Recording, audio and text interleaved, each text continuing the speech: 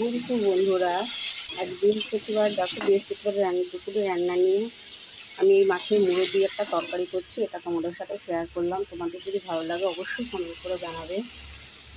আমি নতুন বন্ধুরা, পাশে থাকার সব অনুরোধ রইল সব বন্ধুদের। দেখো আমি আগে মাছের মাথাগুলো ভেজে নিয়েছি। এখানে আদা বাটা, টমেটো, জিরে গুঁড়ো সবই বাটার আছে, বাটা দেওয়া আছে। বন্ধুরা আমি লাস্টে কিছু দেখাচ্ছি তোমাকে হয়নি।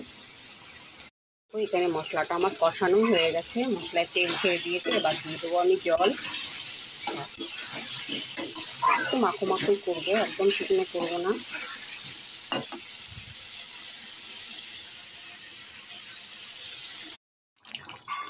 তো বন্ধুরা এই দেখো আমার মাছের মুড়োর তরকারিটা হয়েই এসছে।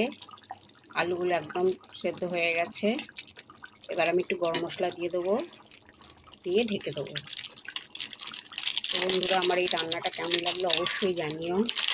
আমি তোমাদের নতুন বন্ধু হিসেবে আমার পাশে থাকার অনুরোধ রইল সব বন্ধুদের আমার। কার কেমন লাগলো অবশ্যই কমেন্ট করে জানিও বন্ধুরা।